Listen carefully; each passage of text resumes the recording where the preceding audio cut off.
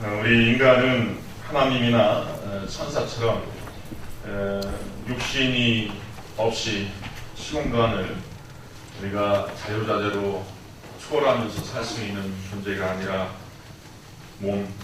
육체를 입고 있는 존재입니다. 육체를 입고 있는 존재는 불편한 것이 많고 한계가 많습니다. 그래서 문화권에 따라서 종교에 따라서 육체를 어떠한 영혼의 짐, 영혼의 착고, 영혼의 저주 이런 식으로 생각하고 가르쳤던 경우도 없지 않아 있습니다. 육체를 입고 있는 인생이기 때문에 우리에게 엄습하는 문제 가운데서 가장 심각한 문제가 바로 밥의 문제입니다. 경제의 문제입니다. 경제의 문제. 고대 사회는 종교가 인류를 지배했다라고 이야기할 수 있습니다. 그리고 근대 사회는 이념이 인간 사회를 지배해 보려고 했습니다. 근데 지금 우리가 살고 있는 이 시대는 무엇이 지배하고 있느냐 묻는다면 저는 단연 경제, 자본, 돈이 지배하는 사회다라고 이야기할 수 있습니다. 그래서 흔히 우리의 사회 형태를 자본주의라고 하지 않습니까? 자본주의. 근데 이 자본주의라고 하는 말을 뜯어보면 참 묘한 구석이 있습니다. 주의라고 할 때 주자는 주인 주자를 씁니다. 의자는 뜻 의자를 씁니다. 공산주의는 공산된 재산을 서로 공유하고 있는 그런 사회 형태를 최고의 가치로 놓고서 운영되는 사회라고 한다면은 자본주의는 반대로 자본이 주인 노릇하는 그런 사회라고 할 수가 있죠. 그래서 우리는 노골적으로 돈, 경제, 밥, 자본에 이끌려서 살아가는 사회를 우리는 매일처럼 경험하고 있는 겁니다. 개개인에게 있어서도 어쩔 수 없는 몫입니다. 어쩔 수 없는 그러한 틀입니다. 오늘 본문의 교훈은 예수님께서 2000년 전에 말씀하신 부분이지만 오늘날에 우리가 당면하고 있는 문제를 짚어주시는 것 같다 이런 생각을 하게 됩니다. 25절에 보면은 내가 너에게 이르노니 목숨을 위하여 무엇을 먹을까 무엇을 마실까 몸을 위하여 무엇을 입을까 염려하지 말라 이렇게 말씀하고 있거든요. 우리의 심중에 많은 걱정과 염려의 부분은 대개 다 이런 것 아닙니까? 어떻게 먹고 사느냐 어떻게 살아야 되느냐.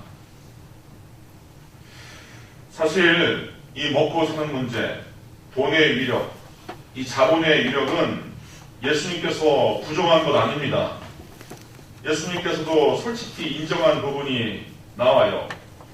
24절에 보면은 오늘 본문에 제가 길어서 다 쓰지는 못했지만 6장 24절에 보면은 뭐라고 예수님께서 교훈하셨냐. 한 사람이 두 주인을 섬기지 못할 것이니 혹 이를 미워하고 저를 사랑하거나 혹 이를 중히 여기고 저를 경히 여김이라. 이치가 그렇지 않습니까? 사람은 주인 둘을 섬길 수 없습니다. 만약에 주인 둘을 섬긴다고 하면 반드시 한편을 더 중히 여기고 한편을 경히 여길 수밖에 없어요. 한편을 더 사랑하고 한편은 덜 사랑할 수밖에 없습니다. 이게 이치입니다. 예수님께서 이 문제를 짚어주시면서 말씀하실 때 너희가 하나님과 재물을 겸하여 섬기지 못하느니라 라고 했어요. 기가 막힌 교훈입니다. 우리가 이런 생각을 좀 해볼 수가 있습니다. 아니 재물 정도를 하나님과 비견하는 것이 이게 말이 되느냐. 재물이 뭔데 전지전능하신 하나님 앞에 돈 몇 푼이 뭔데 그거를 하나님 예수님은 그거를 비견하시느냐, 대등하게 놓고서 말씀하시느냐, 이해가 선뜻 안 된다, 이런 식으로 생각할 수도 있겠습니다. 차라리 예수님이 하나님 대 사탄을 이렇게 놓고서 교훈하신다거나 하나님 대 세상 이런 식으로 말씀하시면 좀 그럴듯해 보이지만 고작 재물이냐, 이게 말이 되느냐, 이런 식으로 생각할 수가 있겠죠. 그러나 예수님은 정확하게 보신 겁니다. 고대 사회나 현대 사회에서 돈, 재물, 자본은 언제든지 인간과 세상의 주가 될 수 있기 때문에 그렇습니다. 우리가 살아보니 하나님의 맘먹는 위력을 돈으로부터 경험하는 경우가 많이 있습니다. 경제. 원어로 보자면은 24절에 재물이라고 하는 이 표현은 원어로 보면은 만몬이라고 하는 단어였습니다. 만몬. 만몬은 가나안의 재물의 신으로서 이익, 부를 뜻하기도 합니다. 그리고 이 성경상 마태복음 6장 24절에 이 만몬에 대한 이 이야기를 이 사회학자들이 끌어다가 새로운 용어를 만들기도 했죠. 만모니즘이라고 한 말을 쓰기도 합니다. 교회 바깥에서 유통되는 어떤 사회학적, 경제학적 용어로서 만모니즘이라는 말을 곧잘 씁니다. 만모니즘이라고 하는 배금주의를 뜻합니다. 물신주의, 배금주의. 이게 성경에서 나온 말입니다. 근데 우리가 자본주의를 살아가면서 우리는 이것을 인정하지 않을 수가 없습니다. 사람을 살리기도 하고 죽이기도 하고 사람을 사기도 하고 팔기도 하고 국가도 살리기도 하고 죽이기도 하는 이 무소불위의 권력을 휘두르는 것이 돈이라고 하는 것을 우리가 시시때때로 느낍니다. 그런데 이 어마어마한 이 만문에 관하여 예수님께서 말씀하실 때 너희들이 만문을 섬기면 하나님을 제대로 못 섬긴다라고 경고하시는 겁니다. 돈 좋아하면 돈 섬기면 하나님 반드시 못 섬긴다라고 말씀하시는 거예요. 그래서 한 사람이 두 주인을 섬기지 못할 것이니 꼭 이를 미워하고 저를 사랑하거나 꼭 이를 중히 여기고 저를 겸히 여기니라. 너희가 하나님과 재물을 겸하여 섬기지 못하느니라 말씀하십니다. 그러나 이 말씀이 우리에게 경고나 폐부를 찌르는 아픈 충고만 되는 것이 아니라 우리가 깊이 묵상해보면 이 말씀이 희망이 된다라고 하는 것을 우리가 알 수가 있습니다. 희망. 왜냐? 우리가 반대로 하나님만 올곧이 섬긴다면은 만몬을 이길 수 있다라고 하는 단서가 되기 때문에 그렇습니다. 하나님만 우리가 충직하게 섬긴다면은 만몬을 이길 수 있다라고 하는 힌트가 이 안에 들어있는 겁니다. 왜냐? 만몬이라 하더라도 하나님의 피조물입니다. 하나님의 피조물. 구약성경 학개서를 보면 만군의 여호와가 이같이 말하노라. 조금 있으면 내가 하늘과 땅과 바다와 육지를 진동시킬 것이요 또한 모든 나라를 진동시킬 것이며 모든 나라의 보배가 이르니 내가 이 성전의 영광이 충만하게 하리라. 만군의 여호와의 말이니라. 은도 내 것이요 금도 내 것이니라. 만군의 여호와의 말이니라 했습니다. 우리는 때때로 이 재물의 문제 때문에 갈팡질팡하고 또 어쩔 줄 몰라 하지만 결국 하나님의 수중 안에서 은도, 금도 다 다스려지고 있다라고 하는 사실입니다. 그러면 우리는 어떻게 살아야 되느냐? 빵이 필요하고 돈이 필요하고 의복이 필요한 우리는 어떻게 살아야지 이 만몬으로부터 자유함을 얻고 만몬으로부터 우리가 간섭을 받지 아니하고 하나님만 오롯이 섬길 수 있는 것이냐? 그것은 우리 예수 믿는 사람들이 하나님의 나라와 하나님의 정의만 분명히 삶의 목적을 두고서 살 때 하나님께서 모든 생애와 생계 문제를 책임져 주신다는 것을 분명히 알고 살면 되겠습니다. 하나님의 나라와 그 일을 구하라고 하는 것은 이 세상에 하나님의 생명과 하나님의 평화와 하나님의 은혜의 통치를 곳곳에 구현하며 우리의 삶의 반경 속에서 그것을 심고 거두고 꽃피워내라고 하는 의미입니다. 무엇보다도 우리 양심과 우리 내면에 하나님의 가치, 예수 그리스도의 정신이 가득하고 하나님의 뜻과 생각에 일치가 된다면은 우리는 하나님께서 우리의 생애와 앞길을 책임져 준다는 것을 분명히 알 필요가 있습니다. 10여 년 전 제가 부목사로서 식무했던 모 교회에서 한 교회 청년이 저에게 와서 고민을 토로하는 겁니다. 그때 당시도 그다지 대학 졸업자들이 좋은 직장 구하기 하늘의 별따기였습니다. 근데 이 청년은 소위 말해서 잘 나가는 금융회사, 카드회사에 입사를 한 겁니다. 입사를 하고 의욕을 가지고서 열심히 일을 해보려고 했는데 자기가 배정된 부서가 바로 추신부서였어요. 추신부서가 뭡니까? 금융권에서 대출했다가 돈 못 갚는 사람들 전화하고 윽박질러갖고 다시 뱉어내게 하는 것이 뭐 추신부서 아닙니까? 소위 그 추신부서에서 열심히 일을 해보고자 하는데 양심의 가책을 느끼는 겁니다.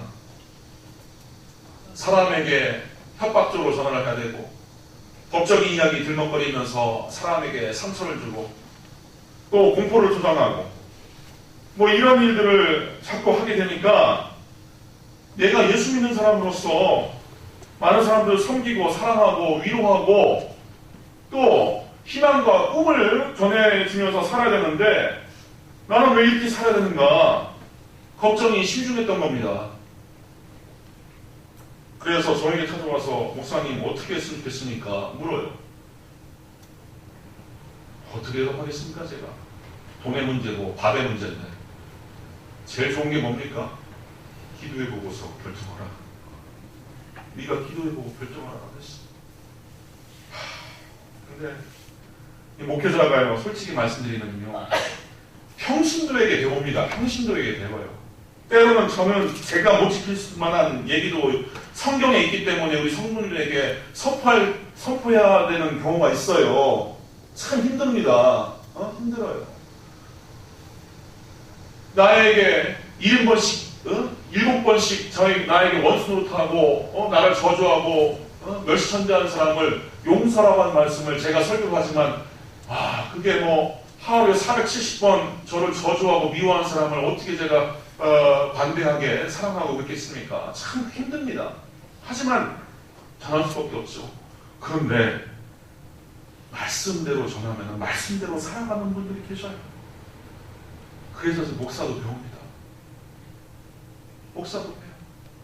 이 청년이 자기가 기도하더니 그 좋은 직장을 놔버리는 겁니다. 떠나는 겁니다. 예수 믿는 사람으로서 나 이 직장 못 다니겠다. 예수 믿는 사람으로서 나는 이 추신부서에서 도저히 일할 수 없다라고 해서 떠나는 겁니다. 그랬더니 알거지가 졌을까요? 아닙니다. 더 좋은 기업으로 가서 그가 양심의 가책을 누리지 양심의 가책을 느끼지 않아도 될 그러한 부서에서 열심으로 일하게 되었습니다. 이렇게 우리는 삶의 처소에서 하나님께서 하시고자 하는 일들이 남도록 마음을 쓰고 실천하는 일, 이것이 대단히 중요한 겁니다. 이러할 때 복음의 전파가 이루어지는 것이고 우리의 주변에서 예수 그리스도의 정신과 예수 그리스도의 가치관이 심겨지면서 세상이 조금씩 하나님 나라화 되는 겁니다. 작은 누룩이 온 덩이를 다 변화시켜서 부풀게 한다고 했습니다. 지극히 작은 씨인 겨자씨가 심겨졌을 때 그게 창대하게 자라서 공중의 새가 깃들이는 처소가 된다고 했습니다. 이러한 축복의 역사가 우리 창신교회와 우리 모든 성도님과 제 삶에 나타나기를 주님의 이름으로 축원드립니다. 아멘. 사실 하나님의 관심은 우리가 무엇을 먹고 무엇을 누리고 무엇을 입고 어디에 사는가 여기에 있지 않습니다. 아까 말씀드렸던 것처럼 육체를 입고 있는 존재이기 때문에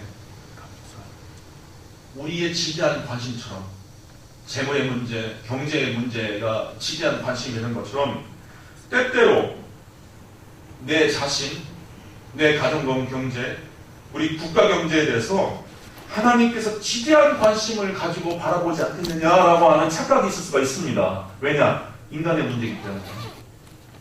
그러나 성경을 보면은 그다지 하나님께서는 경제의 문제, 빵의 문제에 대해서 관심을 갖지 않는다라고 하는 면모들을 우리가 발견할 수가 있습니다.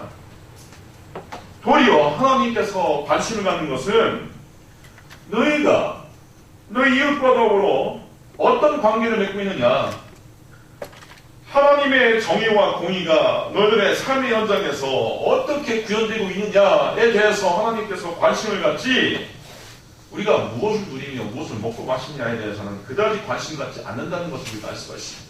도리어 많은 경우 경제 부요가 영적 기강을 해치는 경우를 우리가 많이 봅니다.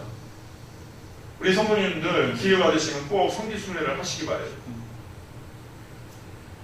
르호보암 왕 이후에 이스라엘 왕국이 남북 왕국으로 분열되죠.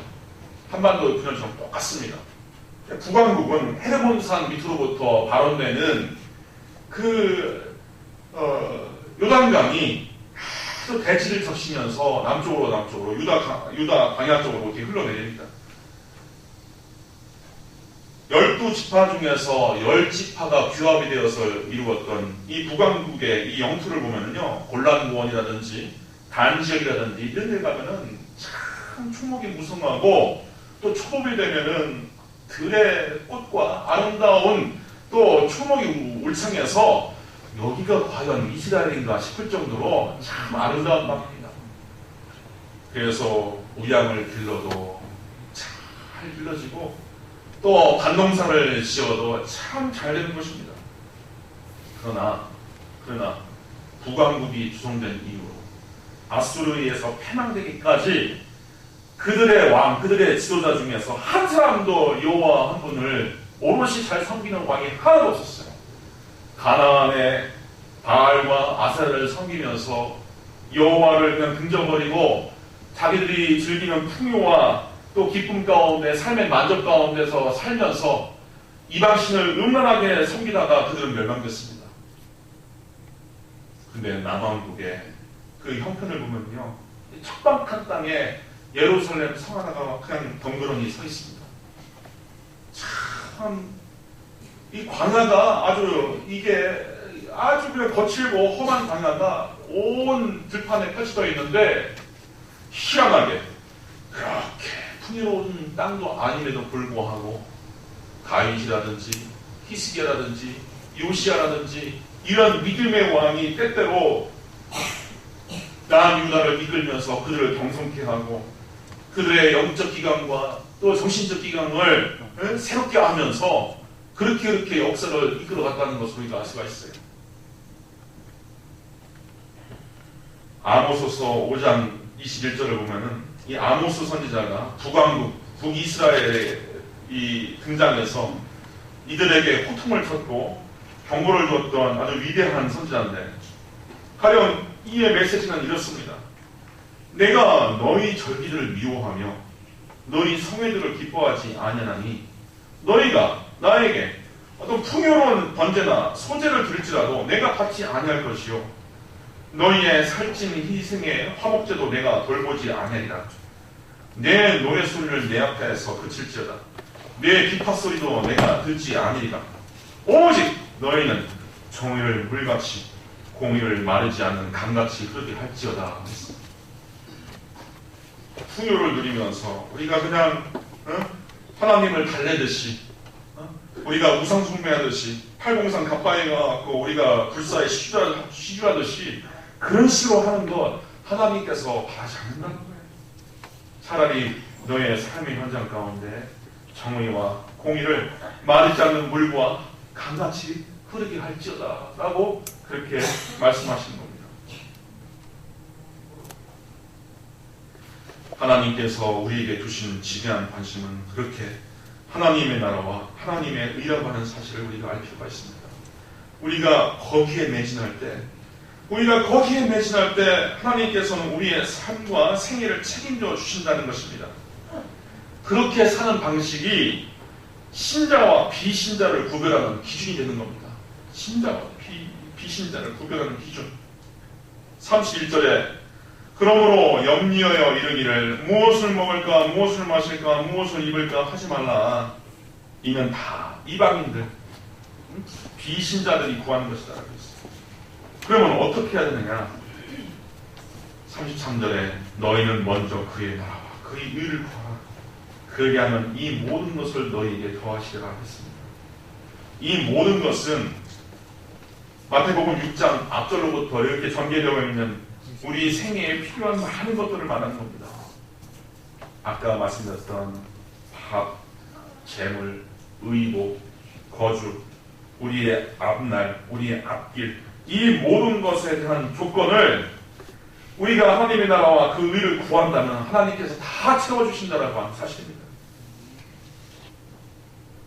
저는 이런 간증을 말씀을 드리자면요, 제가 듣고 경험하고 보고 또 직접 제가 살아온 것에 대해서도 다 말씀드리면 밤을 새워 말씀드릴 수가 있습니다.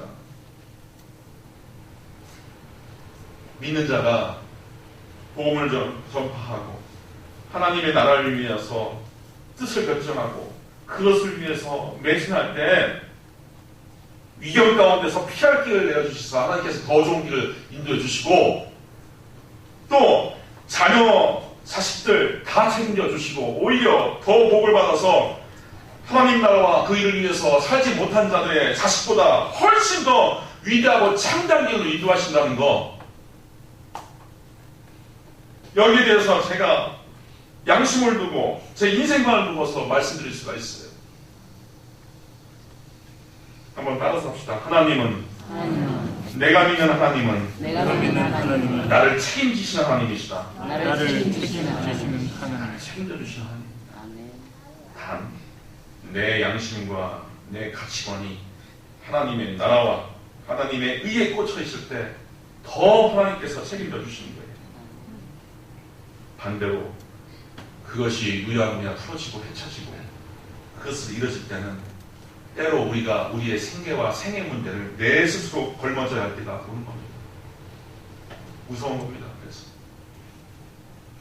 우리 성도님들, 내 생애와 내 생계의 문제를 내가 걸머지는 거, 그거 감당할 만한 분이 어디 몇이나 계십니까? 힘들어요. 오늘날 우리가 살고 있는 사회가 불확정의 사회라고 하지 않습니까? 오리무중의 사회예요. 오리무중의 사회.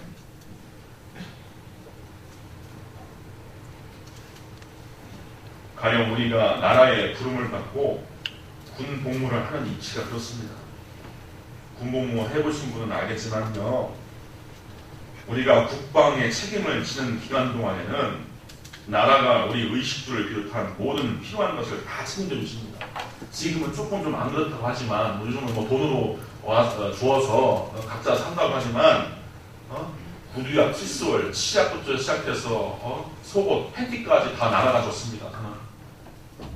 제가 군복무할 때도 그랬어요. 뭐 여군에게는 뭐 생일도 나온다고 하대요. 보통 책임져 주는 겁니까 이게? 오히려 대학을 다니지 못하고 또 제대를 하면 어떻게 살아가야 되나, 그 많은 병정들이 고민을 했었어요.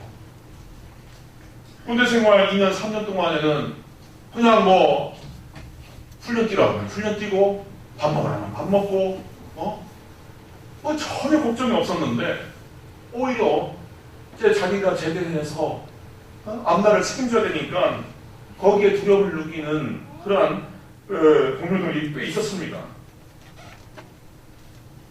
비슷한 교훈이 사도 바울이 그 수영 아들 디모데에게 쓴 편지에 나옵니다.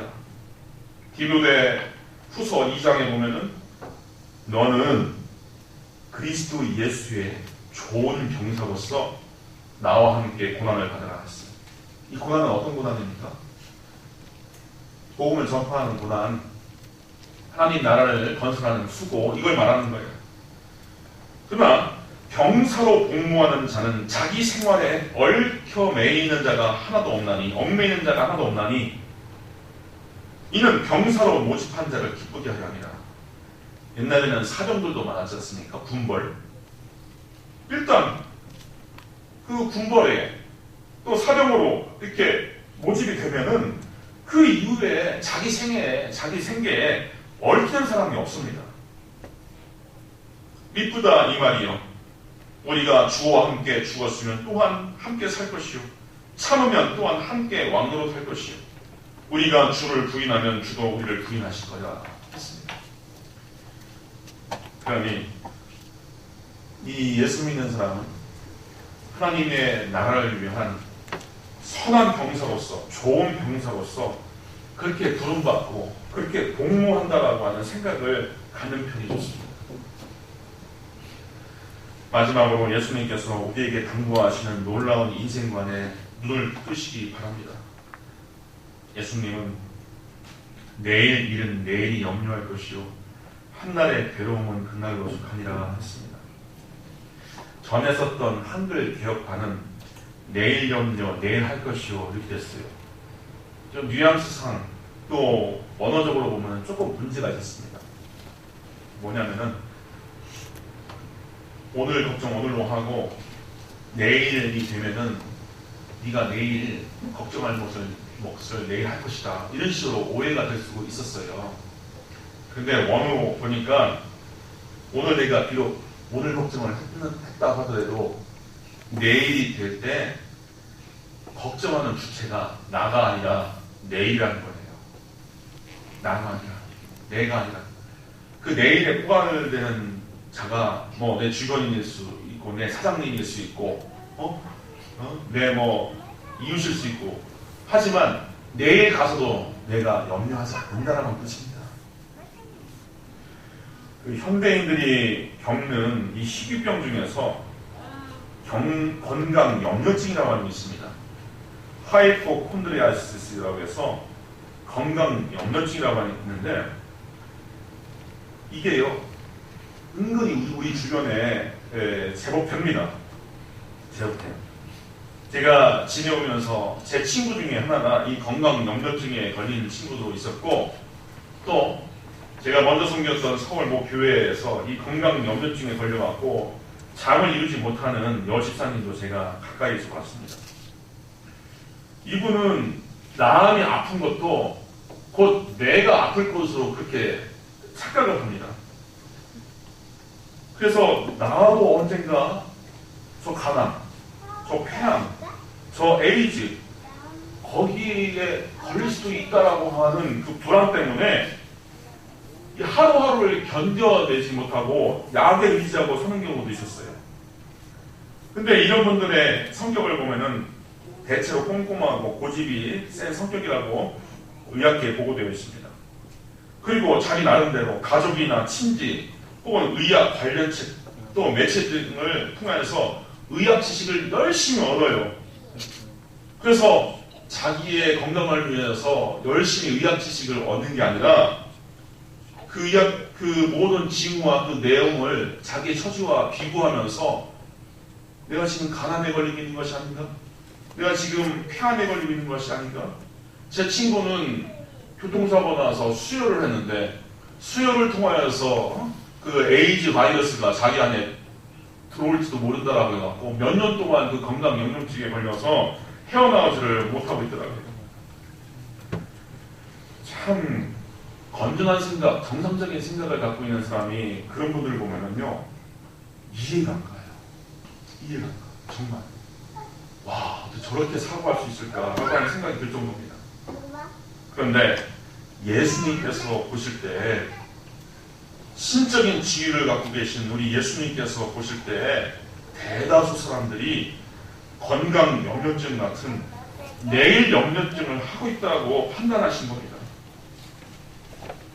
사실 하나님께서 우리에게 선물로 주신 시간은 과거도 아니고 내일, 10년 후, 내 노년의 시간도 아니고 단 하루, 현재뿐입니다. 현재. 그래서 영어로 현재를 뜻하는 present는요, 그 철자 그대로 선물이란 뜻입니다. 선물, present. 현재가 선물입니다. 현재가 선물. 그래서 하나님께서 우리에게 주신, 우리가 당면한 이 현재 하루를 우리가 하나님께서 주신 선물로 기쁘고 감사히 즐겁게 살 때, 하루하루 선물을 우리가 누적하면서 살 때 우리 삶 전체가 하나님 앞에서 받은 복된 삶이 될 수가 있는 겁니다. 하루를 잘 살라고 우리 예수님께서 말씀하시는 거예요. 내일이 있다고 해도 내가 당면한 오늘 하루를 불행하게 보내면은 내일도 불행해질 수가 있는 겁니다. 반대로 주어진 하루, 주어진 현재를 하나님의 선물로 알고 행복하게 살면 우리 인생 전체가 행복해질 수 있다라고 예수님께서 기원하신 겁니다. 내일을 위하여 염려하지 말라. 내일 일은 내일이 염려할 것이요 한날 괴로움은 그날로 속하니라. 언뜻 생각하면 이러한 교훈은 너무 무책임한 것이 아닌가. 아파트 대출금이 아직 몇 년 남아있고 올가을에 큰딸 시집 보내야 되고 내년에 막내 대학 보내야 되는데 어떻게 내일을 염려하지 말라는 것인가. 그런데 하나님께서 우리의 아버지 된다라고 하는 한 가지 사실, 2019년 7월 28일 이 주일까지 하나님께서 인도해 주신 만큼 오늘도 함께해 주시고, 오늘까지 인도해 주신 하나님께서 내 인생의 마지막 날까지 인도해 주실 그 하나님이라고 하는 것을 우리가 인정해 드리고 믿는다면은 우리가 달라질 수가 있는 것입니다. 오래간 목회 상담학을 가르치신 모 목사님의 글에 함께 나눠볼 만한 내용이 있어서 제가 그대로 읽어드리겠습니다. 내일 일을 염려하면 미래는 염려로 가득해진다. 그러나 모든 것이 다 잘 될 것이다. 그게 하나님의 직업이기 때문이다. 믿어야 한다. 행여 사랑하는 사람이 죽었더라도 기독교는 이렇게 말한다. 괜찮다. 그립기는 하겠지만 몇십 년 지나면 다시 만난다. 죽는 게 끝은 아니다. 영혼과 영혼으로 만날 한 번의 기회는 남아있다. 그러니 기독교는 절대 절망이 없는 종교다. 절대적 신 앞에서 모든 것이 상대화된다.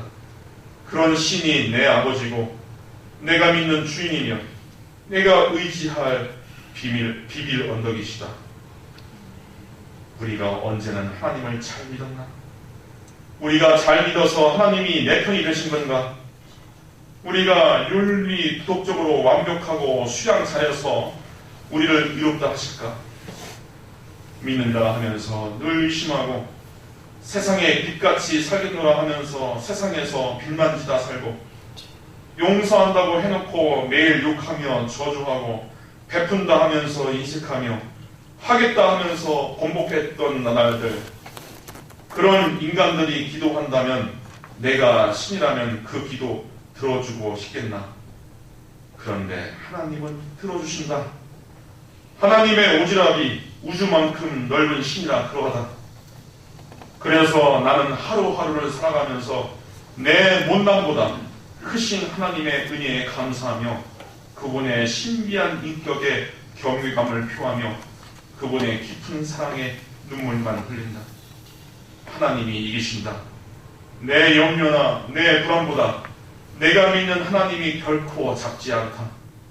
불안도 하나님이 만드셨다면 하나님께 필요한 때만 불안하게 해달라고 기도해보자. 구하면 주신다고 하셨으니 불안해도 그렇게 기도해보자. 결국 이길 것은 불안이니 염려가 아니라 영원한 신뢰와 담대함이다. 예수님께서 말씀하셨다. 담대하라. 내가 세상을 이겼노라. 기도하겠습니다.